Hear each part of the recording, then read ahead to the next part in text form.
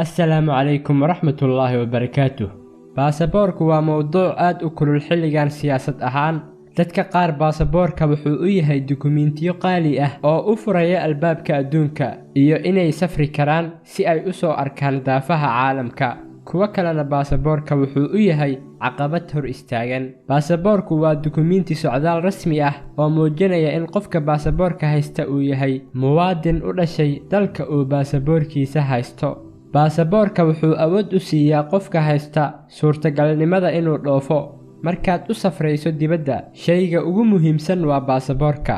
halkan waxaan ku sheegi doonaa xaqiiqooyin la yaab leh oo xiiso leh kuna saabsan baasaboorada caalamka.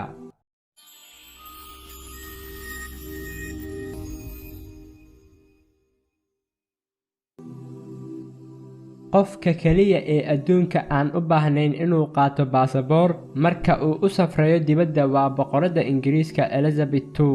laakiin dhammaan xubnaha kale ee qoyska boqortooyada Ingiriiska waxay leeyihiin baasabooro.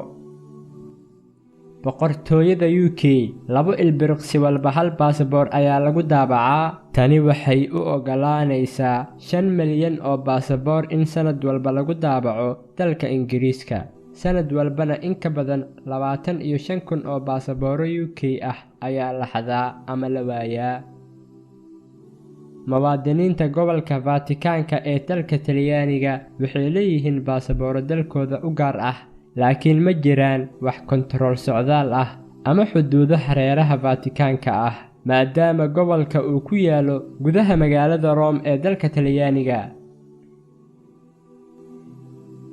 xilli waxaa jirtay baasaboorka uusan u baahnayn sawir shakhsi ah.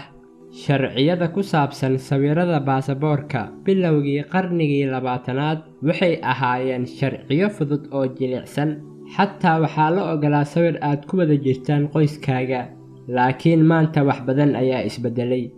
iska dhaaf inaad sawir qoyska ku wada jirtaan lagaa oggolaadee, dharka qaar ayaa la oggolayn. marka aad sawir baasaboor iska qaadayso, waxaan oo dhanna waxay bilowdeen xilligii Yurub ay dabeesha uga shakin jirtay inay tahay sirdoon. kadib dagaalkii koowaad ee adduunka ayay bilaabatay sawirka baasaboorka shakhsiga ah.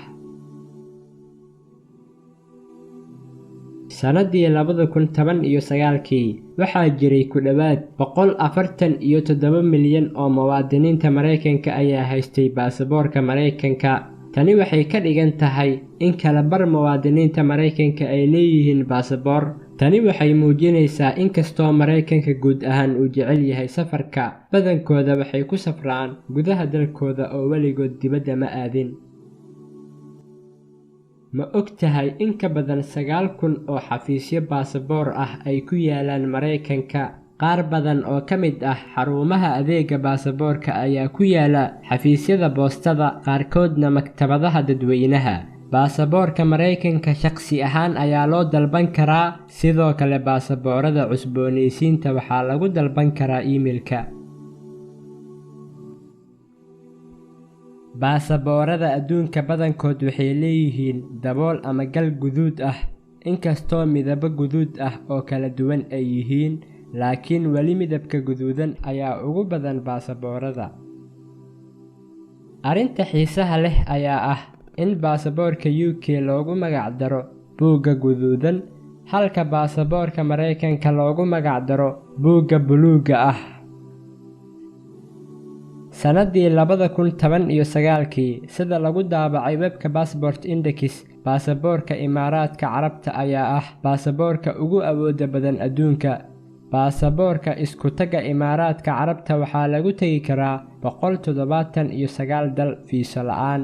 kaalinta labaad baasaboorada adduunka ugu awooda badan waxaa ku jira wadamada kale ah Jarmalka, Finland, Luxembourg iyo Spain. waxaa fiiso la'aan lagu tagi karaa 172 dal.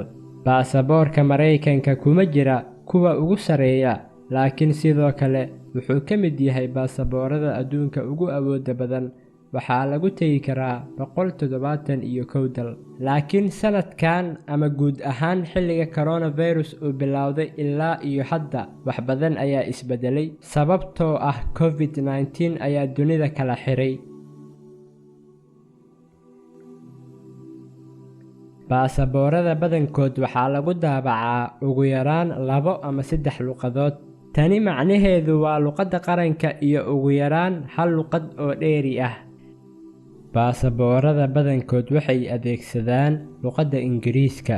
si kastaba ha noqotee, baasaboorka qaarkood luqadaha dheeraadka ah waa Faransiiska ama Isbaanish, tusaale ahaan sida baasaboorka Mareykanka uu yahay.